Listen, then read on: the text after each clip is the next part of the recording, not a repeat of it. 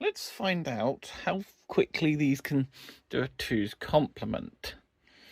So I will put the phone down while I hit enter on all of them, because they're all ready to go on their basic interpreters.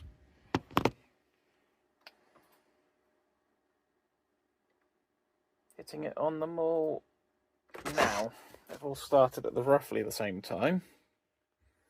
And we'll see who gets the end first, as well as who gets highest.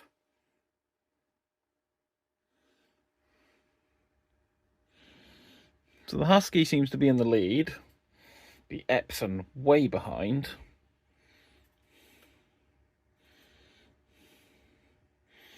The Casios are doing a decent job of keeping up.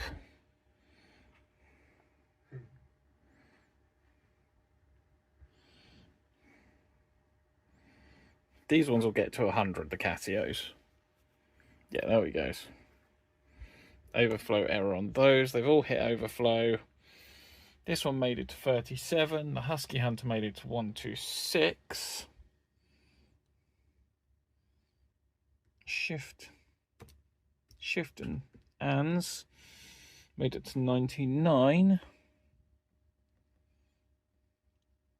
And this one also made it to 99. So yeah, one thing I found quite interesting actually is the Casios can often count way higher than the home computers can, and the Husky currently does the Q2's complements to 126, which is the highest I've seen of any 8-bit micro.